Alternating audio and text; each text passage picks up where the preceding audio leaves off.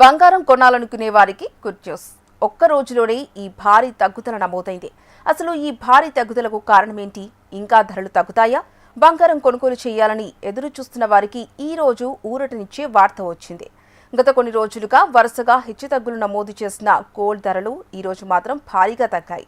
అంతర్జాతీయ మార్కెట్లో కనిపిస్తున్న మార్పులు, డాలర్ ఇండెక్స్ బలపడడం, పెట్టుబడిదారుల ధోరణి ప్రభావంతో దేశీయ బులియన్ మార్కెట్లో పసిడి ధరలు కిందికి వచ్చాయి. బులియన్ మార్కెట్ ప్రారంభమైన వెంటనే గోల్డ్ రేట్లు తగ్గుముఖం పట్టాయి.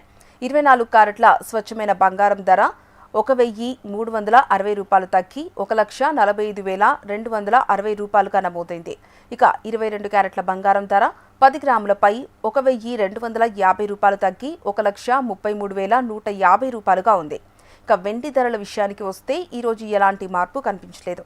కిలో వెండి ధర 2,50,000 రూపాయల వద్ద స్థిరంగా కొనసాగుతోంది.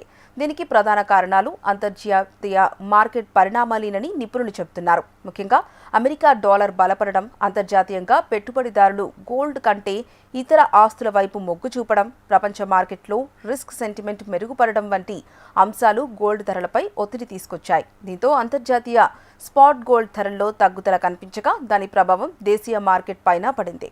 రాబోయే రోజుల్లో బంగారం, వెండి ధరల దిశ పూర్తిగా అంతర్జాతీయ పరిణామాలపైనే ఆధారపడి ఉంటుంది. ముఖ్యంగా అమెరికా ఫెడరల్ రిజర్వ్ తీసుకునే వడ్డీ రేట్ల నిర్ణయాలు, డాలర్ ఇండెక్స్ కదలికలు, ప్రపంచ ఆర్థిక పరిస్థితులు, కేంద్ర బ్యాంకులు బంగారం కొనుగోలు చేసే స్థాయి, అలాగే వివిధ దేశాల మధ్య భౌగోళిక ఉద్రిక్తతల ధరలను ప్రభావితం చేసే కీలక అంశాలుగా ఉన్నాయి.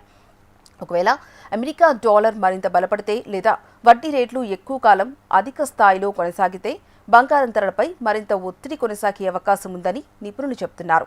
అదే సమయంలో ప్రపంచ ఆర్థిక వ్యవస్థలో అనిశ్చితి పెరిగినా లేదా ఫెడరల్ రిజర్వ్ వడ్డీ రేట్లు కోతలపై స్పష్టమైన సంకేతాలు ఇచ్చినా బంగారం మళ్లీ బలంగా పుంజుకునే అవకాశాలు కూడా ఉన్నాయి.